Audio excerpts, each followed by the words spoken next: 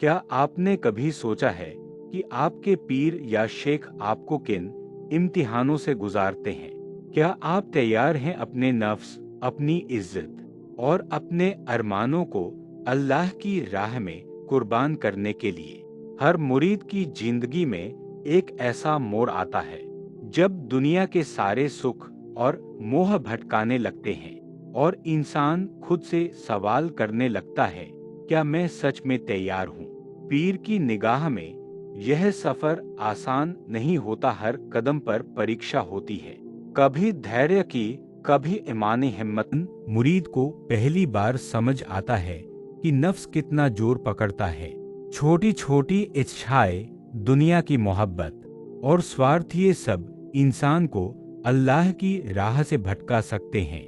पीर कहते हैं, अगर तुम अपने नफ्स पर काबू नहीं पा सकते तो तुम कभी खुदा तक नहीं पहुंचोगे। इसलिए मुरीद को रातों की तन्हाई, साधना और खुदा की याद में खुद को कसना पड़ता है। हर रात जब वह अपने कमरे में बैठता है और अल्लाह का जिक्र करता है तो उसके दिल में डर और उम्मीद दोनों साथ साथ उठते हैं। क्या वह हार मान लेगा या अपने नफ्स पर जीत हासिल करेगा? मुरीद को धीरे धीरे एहसास होता है कि असली जीत नफ्स पर है और असली खुशियां खुदा की राह में है। पीर की सीख, जब तुम अपने गम, अपने डर और अपनी लालसाओं को अल्लाह के लिए छोड़ दो, तब तुम्हारी आत्मा रोशन होती है। कई बार मुरीद को लगता है कि वह कमजोर है, लेकिन पीर कहते हैं, कमजोर वही है जो खुदा की मदद से उम्मीद खो देता है। यह हिस्सा कहानी का सबसे सुंदर मोड़ है, जहां मुरीद की आत्मा धीरे धीरे गहराई में प्रवेश करती है और वह खुदा के करीब आता है। अब असली इम्तिहान आता है, जब मुरीद को अपने अरमान, अपने सुख और दुनिया की चीजों को अल्लाह की राह में छोड़ना पड़ता है।